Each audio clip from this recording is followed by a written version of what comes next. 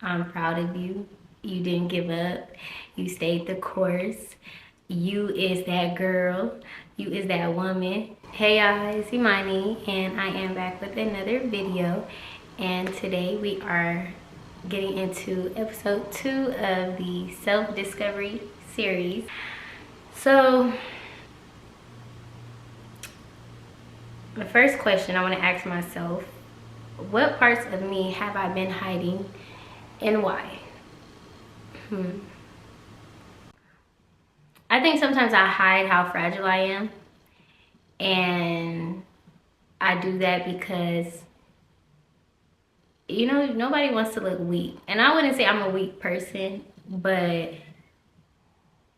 I feel like I'm very fragile, so I have to be like this firm person, this serious person, but I'm actually very fragile. And a lot of people tell me, like my close circle, my close knit group, they always tell me, my apostle has told me how serious I am. My best friend has told me, my little sister, people have told me that, I'm a serious person, but I think it's because I really am fragile. Like my heart is really,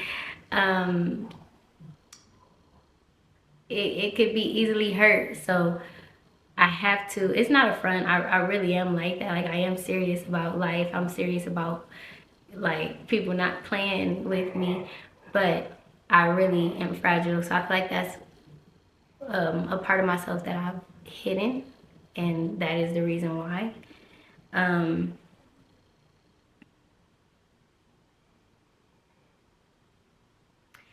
The second question is, what does coming home to myself actually look like? I feel like every day is different. Each day is different. Some days coming home to myself looks like worrying and anxiety. And then other days is, peaceful, is joyful, full of hope, excited. I don't know, like, that's a good question. What does coming home to myself look like? Sometimes tired, um, not wanting to do anything. And I give myself those moments where, I come sit on my couch after I get off work. I come sit on my couch and I will go to sleep. Okay. So I feel like, but coming home to myself, it's good. It's good. I have more good days than bad days. Who taught me how to love myself, or who didn't? I feel like I'm still learning to love myself. I'm still learning, but I've gotten so much better. I remember one time my granny, she was like, I was letting somebody treat me, not treat me bad, but like they wasn't keeping a word. And I was just like, kind of just letting it happen. And my granny was like, you gotta love you first. And that always stuck with me. She was like, you gotta love you first, baby. Um, and but I would say, like, I've taught myself how to love myself, and my experiences, my past experiences have taught me how to love myself better. Listening to videos and getting new knowledge, and keeping the promises to myself. I feel like that's a way of showing me that I love me, and it builds my confidence. I feel like when you keep promises to yourself, it definitely will build your confidence in you. But I'm still learning how to love me. I'm still learning who Imani is. So I feel like that's a loaded question. What do I need to unlearn to grow?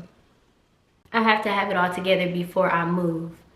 I have to have it all together before I post. I have to have it all together before I drop. Like, I think that is something that I am unlearning. And then another thing that I am learning, that I would say I am striving to unlearn so that I can grow, is to just be in the moment, not always be in my head, like, want to have it all together, like just living in the moment and being okay with where I am at the moment.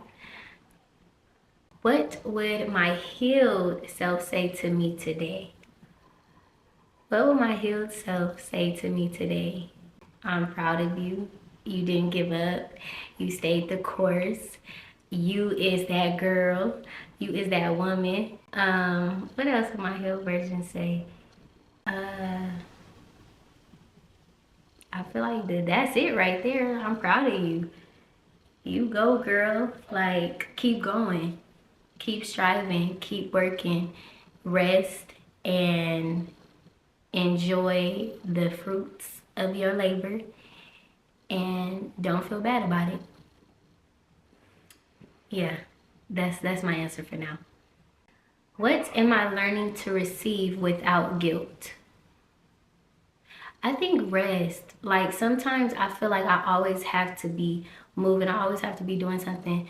Because if I'm not doing something, that means I'm lazy.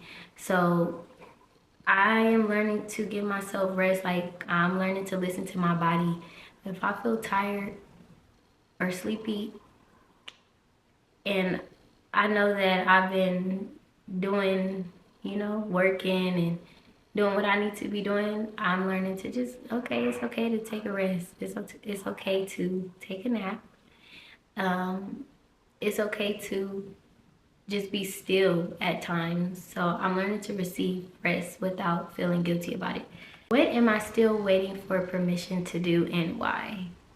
I think to just put myself out there. I think I was talking to one of my guy friends, and he was just telling me, like, you have to make yourself available. You have to make yourself, let people know that you're available to do certain things, whether it's brand ambassading or rendering a service. Like, you have to put yourself out there. So I think I still am waiting for permission to do that. And I think what it is I'm still learning how to be confident and believing in myself that I can do certain things. And I think it's also too just that fear of the exposure and being seen. But that is, being afraid to be seen is not going to get me paid. It's not going to help me grow either. What have I survived that I haven't fully acknowledged? I think losing somebody so close to me, I don't think that I fully processed that. And I was thinking about today how, like, I was in a situation for such a long time, and it wasn't the healthiest situation. And I oftentimes wanted to be by myself. And I remember just feeling like that was like a never ending, it was going to be like a never ending thing. Like, as far as how I felt very lost. And, to be out of it, not in the way that I wanted, like, I wouldn't have chose the way that, I got out of it.